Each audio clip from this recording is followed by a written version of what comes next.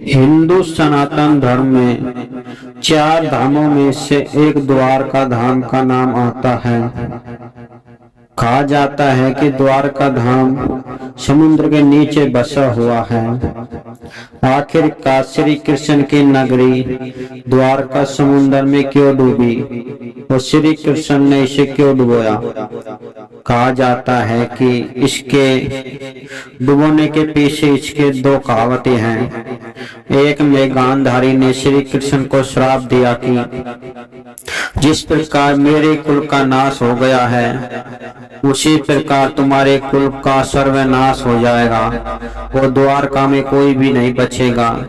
यदि मैंने भगवान शिव की सच्चे मन से और पतिव्रता धर्म का पालन किया है तो मेरा श्राप ये फलीभूत होगा। श्री कृष्ण ने इसके श्राप को स्वीकार कर लिया। और दूसरी घटना आती है, एक बार श्री कृष्ण के पुत्र श्याम ने एक बार एक ऋषि को छलने की कोशिश की। उसने अपने पेट पर मूसल बांधकर और ऋषि के पास कहने लगी कि हे ऋषिवर, मुझे पुत्र हो गया पुत्री। ऋषि ने इसे अपना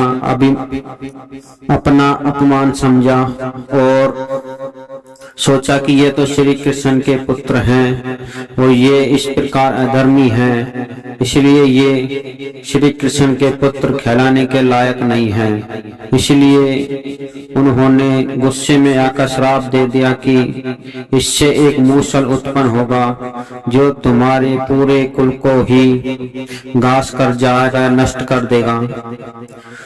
और उन्होंने देखा कि उनके पेट में से एक मूसल निकला। इन्होंने पीस कर उसे समुद्र में बहा दिया और उससे एक घास उत्पन्न हुई।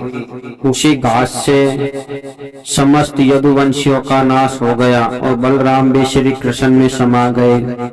और अंत में श्री कृष्ण को एक शिकारी ने बाण मारकर उनका भी प्राणांत हो गया। जैसे ही श्री कृष्ण ने अपने प्राण त्यागे उसी समय पांडव आते हैं और वहां से द्वारका नगरी बचे हुए लोगों को वहां से लेकर जाते हैं। श्री कृष्ण कहते हैं कि इनको यहाँ से जल्दी से लेके जाओ क्योंकि कुछ ही समय में द्वारका समुद्र में डूबने वाली है। श्री कृष्ण ने अपने श्राप को साबित करने के लिए समुद्र देव से कहा कि हे समुद्र देव, तुम इस द्वारका को हमेशा के लिए अपने अंदर संभालो। समुद्र देव ने अपनी ऊंची ऊंची लहरों से पूरी द्वारका नगरी को अपने अंदर समेट लिया। और कहा जाता है कि उसी समय से द्वारका नगरी आज भी समुद्र में बसी हुई है। यह द्वारका नगरी गुजरात में है।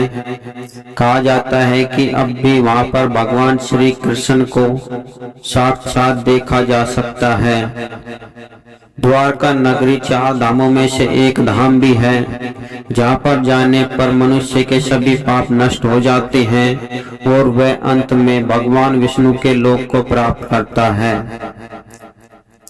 यदि आपको ये कथा बढ़िया लगे तो इसमें अपनी राय अवश्य बताएं और कमेंट में जय श्री कृष्ण लिखना ना भूलें।